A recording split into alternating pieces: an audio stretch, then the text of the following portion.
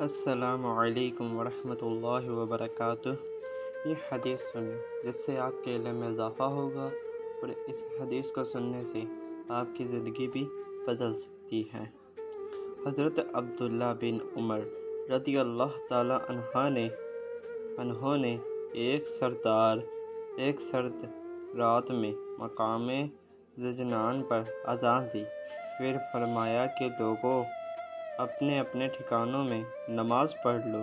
اور ہمیں آپ نے بتلایا کہ نبی کریم صلی اللہ علیہ وآلہ وسلم مؤذن سے اذان کے لیے فرماتے، اور یہ بھی فرماتے کہ مؤذن اذان کے بعد کہہ دے کہ لوگوں، اپنے ٹھکانوں میں نماز پڑھ لو۔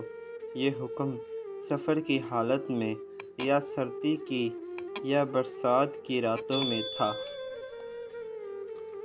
میں نے رسول اللہ صلی اللہ علیہ وآلہ وسلم کو ابتدا میں دیکھا کہ بلال حاضر ہوئے اور آپ کو نماز کی خبر دی۔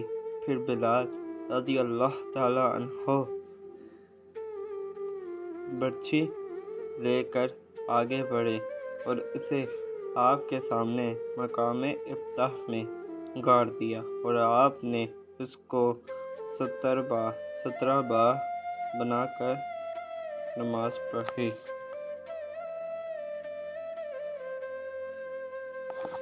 اور بلال رضی اللہ تعالی عنہ سے روایت ہے کہ انہوں نے اذان میں اپنی دونوں انگلیاں اپنے کانوں میں داخل کی، اور عبداللہ بن عمر رضی اللہ تعالی عنہ اذان میں کانوں میں انگلیاں نہیں ڈالتے تھے۔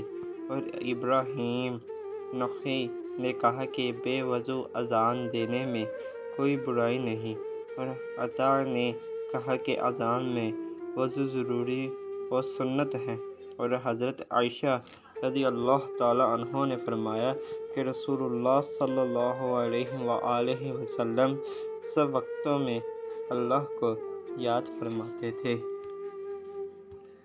انہوں نے بلال رضی اللہ تعالی عنہ کو اذان دیتے ہوئے دیکھا۔